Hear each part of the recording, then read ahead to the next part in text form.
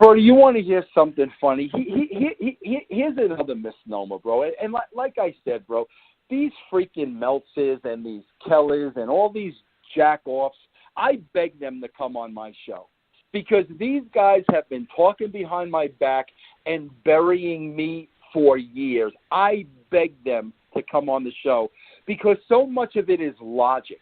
When you think of so much of it, it's logic. Bro, here's what I get all the time, too. And think about this for a second, okay? That's why nobody wants to come on my show, bro, because I'm logical. And I'll break it down for you, and I will make you understand, and then you'll say, oh, yeah, okay, he's right. Bro, here's another thing I get from those guys all the time. The only reason Russo was successful was because of the talent he was working with.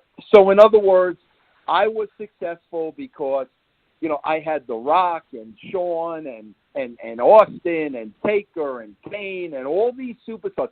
That was the only reason I was successful. Bro, let's look at that for a second.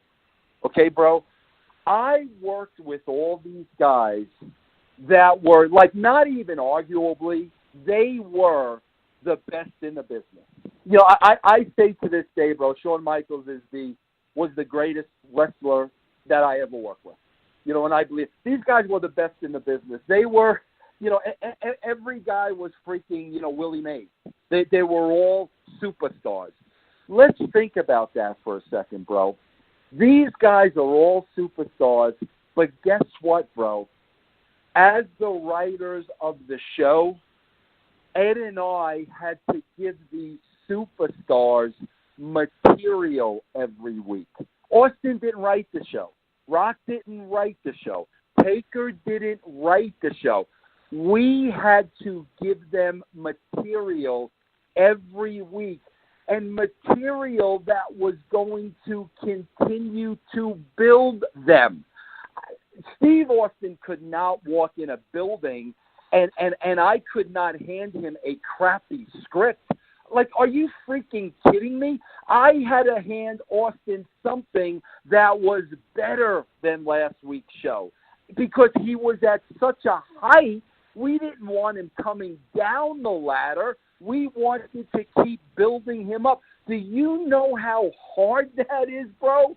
Do you know how hard when you have talent that is so great and you've got to continue to write material that is going to match their talent? That's why I say, bro, the greatest comparison I can make is this. It's this simple. Robert De Niro is a great actor, right? Robert De Niro was great in, you know, The Godfather 2, Casino, you know, Goodfellas, you know, the Raging Bull. The list goes on and on and on. But Robert De Niro also made Rocky and Bullwinkle. No matter how great your talent is, they're only going to be as good as their material. And, bro, that's what you're seeing in the WWE right now. Bro, I sit here and I watch this show, and I salivate at some of the talent I wish I could be writing for. And here's the problem, bro. Some of the talent on that show far exceeds the capability of the freaking writers. So the writers are not writing to the level of the character. The characters have to bring themselves down to the level of the writers. Bro, there is no reason in the world Bray Wyatt should not be Undertaker status today. No reason in the world. The guy is freaking brilliant. Brilliant. Bro, the guy should be in movies. That's how good he is. Here's the problem, bro.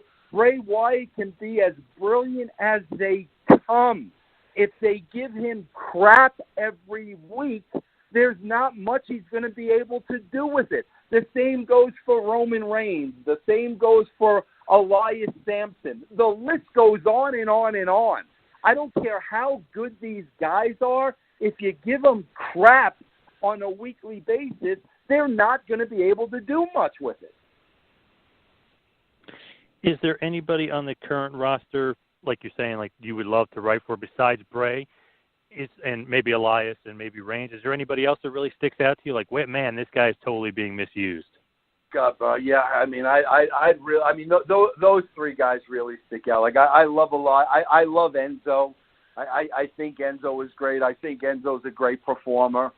Bro, there's a lot of guys like I like on the roster. I mean, I'm just kind of drawing a blank now, but I mean, bro, every single and listen, there's a lot of guys I'm not a fan of. I'm not a Kevin Owens fan. I'm not a Sami Zayn fan. I'm not a Finn Balor fan.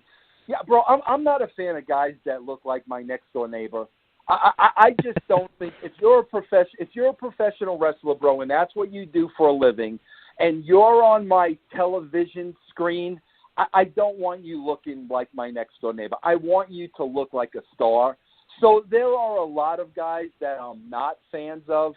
But like I said, bro, even Ambrose. Yeah, I mean, bro, I worked with Brian Pillman. Dean Ambrose is trying to be Brian Pillman. The only problem is, bro, they're not giving him the material. I mean, you know, maybe Seth Rollins could be as popular as a Shawn Michaels. They're not giving him the material. So, I mean, my God, bro, all the girls. I mean, bro, Sasha Banks is the boss. What does that mean? Have we ever seen one single vignette where she's bossing anybody around? So, like, it's almost like, bro, you can go up and down the list. Every one of the talents on that show can be elevated with the right creative behind them.